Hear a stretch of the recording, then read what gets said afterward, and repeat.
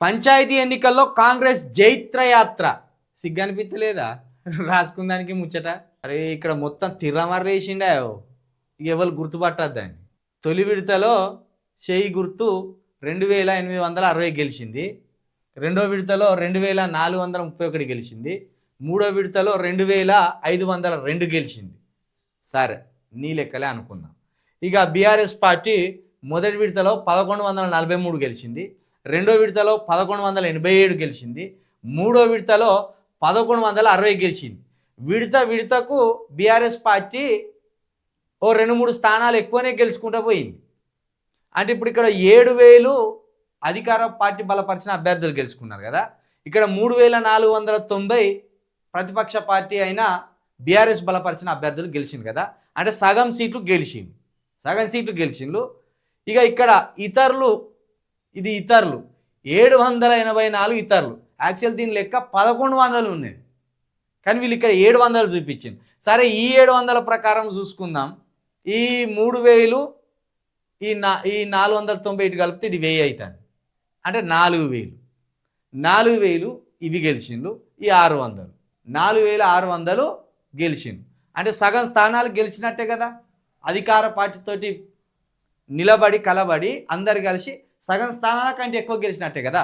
4000 స్థానాలు ఉన్నాయి. ఇవి 7000 కాంగ్రెస్ పార్టీ గెలిచింది. ఇది వెలుగు పేపర్ రాసుకొచ్చిన లెక్కల ప్రకారం.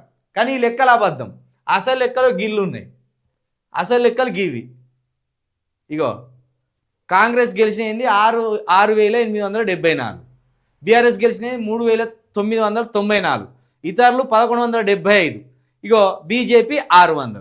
ఒకవేళ దీని ప్రకారం చూసుకున్నా ఇవి 4000, ఇది ఒక 1000, 5000, 5000ను 5600 అందరు కలిసి గెలిచినాయి. 5600 కాంగ్రెస్ పార్టీ గెలిచినాయి 6000. అంటే ఒక 1000 తక్కువ గెలిచిండ్రు. ఒక 1000 ఎక్కువ మెజార్టీ ఉన్నది కాంగ్రెస్ పార్టీకి. కానీ ఇక్కడ ఏం రాసుకొచ్చిండ్రు? మొత్తం దొంగ లెక్కలు రాసుకొచ్చుడు కదా.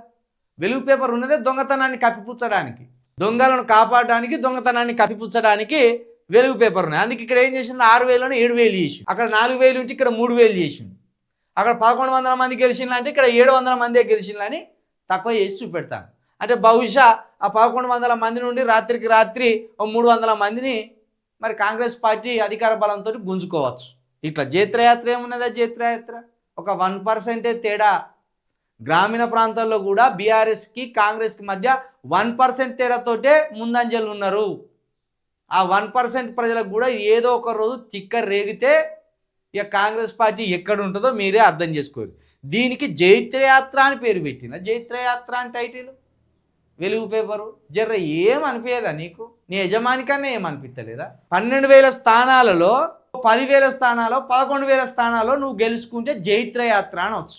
12,000 గ్రామ పంచాయతీలో 4,000 గ్రామ పంచాయతీలు బీఆర్ఎస్ గెలుచుకునే, ఇతరులు 1100 గెలుచుకునే, బీజేపీ 600 గెలుచుకునే. నువ్వు గెలుచుకునేది ముష్టి సగం. అంటే ఇంకా సగం మంది నీకు వ్యతిరేకమైన ప్రతిపక్షాలకు, నీకు కాంగ్రెస్ పార్టీకి మధ్య 1% తేడా. దిగ్గనిపించలేదా జైత్రయాత్ర అని రాసుకోవడానికి? జైత్రయాత్ర అని రాసుకొని మురిసిపోతాను ఇట్లా.